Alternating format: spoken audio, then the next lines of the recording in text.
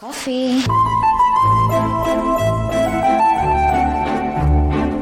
So ಹೇಗಿತ್ತು ಇವತ್ತಿನ ದಿನ?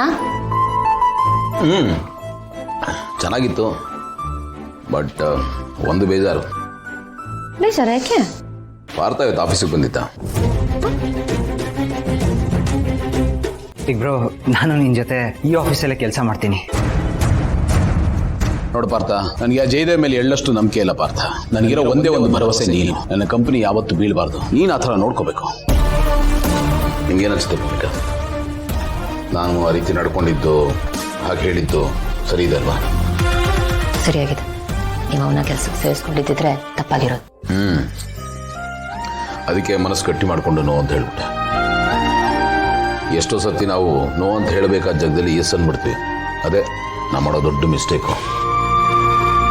ನಮಗೆ ಬೇಕಾದ ಕಡೆ ಕಡ್ಡಿ ತುಂಡು ಮಾಡಿದಾಗೆ ಸ್ಟ್ರಿಕ್ಟಾಗಿ ನೋ ಅಂದ್ಬಿಡ್ಬೇಕು. ನೋ ಅಂದ್ರೆ ನೋ. ಅದರಿಂದ ತುಂಬ ಹೆಲ್ಪ್ ಆಗುತ್ತೆ. ನಿಜ, ಕೆಲವೊಂದ್ಸಲ ಮನಸ್ಸನ್ನು ಗಟ್ಟಿ ಮಾಡ್ಕೊಳ್ಳೇಬೇಕು. ಕೈ ಮಾತ್ರ ಕೊಟ್ರೇನೆ ಅಲ್ವಾ ಜ್ವರ ವಾಸಿ ಆಗೋದು. ಮಾತ್ರೆ ಅಷ್ಟೇ ಅಲ್ಲ, ಅವಶ್ಯಕತೆ ಬಿದ್ದರೆ ಸೂಜಿ ತೊಗೊಂಡು ಇಂಜೆಕ್ಷನ್ ಕೊಡಬೇಕಾಗತ್ತೆ. ಅದೆಲ್ಲ ಇರಲಿ, ನಾಳೆ ನನಗೆ ಒಂದು ಇಂಪಾರ್ಟೆಂಟ್ ಮೀಟಿಂಗ್ ಇದೆ ಇನ್ವೆಸ್ಟರ್ಸ್ ಜೊತೆ. ಸೊ ನಾನು ಪ್ರೆಸೆಂಟೇಷನ್ನು ಮೀಟಿಂಗ್ ಎಲ್ಲ ರೆಡಿ ಮಾಡ್ಕೋಬೇಕು. ಹಾಗಾಗಿ ನಾನು ಬ್ಯುಸಿ ಇರ್ತೀನಿ, ನಾಟ್ ರೀಚಬಲ್. ಈಗಲೇ ಹೇಳ್ತಾ ಇದ್ದೀನಿ. ಅಪ್ಪಣೆ ಮಹಾಪ್ರಭುಗಳೇ, ನಿಮ್ಮ ಏಕಾಂತವನ್ನು ನಾವು ಭಂಗ ಮಾಡುವುದಿಲ್ಲ. ಆದರೆ ಮೆಚ್ಚಬೇಕು ಗೌತಮವ್ರೆ, ಇಷ್ಟು ಎಕ್ಸ್ಪೀರಿಯನ್ಸ್ ಆಗಿ, ಇಷ್ಟು ದೊಡ್ಡ ಬಿಸ್ನೆಸ್ ಮ್ಯಾನ್ ಆಗಿ ಈಗಲೂ ಹೊಸಬ್ರ ಥರ ನಾಳೆ ನನ್ನ ಮೀಟಿಂಗ್ ಇದೆ, ನಾನು ಬ್ಯುಸಿಯಾಗಿರ್ತೀನಿ, ನಾಟ್ ರೀಚಬಲ್ ಆಗಿರ್ತೀನಿ, ಡಿಸ್ಟರ್ಬ್ ಮಾಡಬೇಡಿ ಅಂತ ಹೇಳ್ತೀರಲ್ಲ.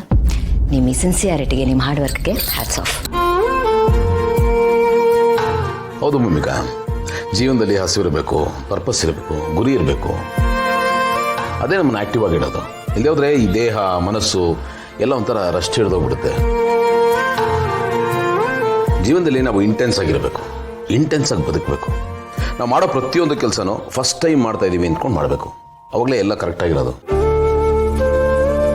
ಈಗ ನೋಡಿ, ಈ ಮೀಟಿಂಗ್ ವಿಷಯದಲ್ಲಿ ಎಷ್ಟೋ ಸರ್ತಿ ನಾವು ಹೇಳಬೇಕಾಗಿರೋ ವಿಷಯನ ಹೇಳೋಕ್ಕೆ ಆಗಿರಲ್ಲ, ಸರಿಯಾಗಿ ಕಮ್ಯುನಿಕೇಟೇ ಮಾಡೋಲ್ಲ. ಹಾಗಾಗಬಾರ್ದು ಅಂದರೆ ಎಲ್ಲ ಕರೆಕ್ಟ್ ಆಗಿರಬೇಕು, ನಾವು ಅಪ್ಡೇಟ್ ಆಗಿರಬೇಕು, ಅಪ್ಗ್ರೇಡ್ ಆಗಿರಬೇಕು. ಇಲ್ಲಾದರೆ ರೇಸಲ್ಲಿ ಹಿಂದೆ ಬಿದ್ದು ಬಿಡ್ತೀವಿ ನಾವು. ಅದು ಅಲ್ಲದೆ ಸುಮಾರು ವರ್ಷದಿಂದ ಇದೆಲ್ಲದರಿಂದ ದೂರ ಇದ್ದಲ್ಲ, ಏನೋ ಒಂಥರ ನರ್ವಸ್ನೆಸ್. ಹಾಗಾಗಿ ಜಾಸ್ತಿ ಫೋಕಸ್ ಮಾಡ್ತಾ ಇದ್ದೀನಿ, ಯಾವುದು ತಪ್ಪಾಗದೇ ಇರಲಿ ಅಂತ.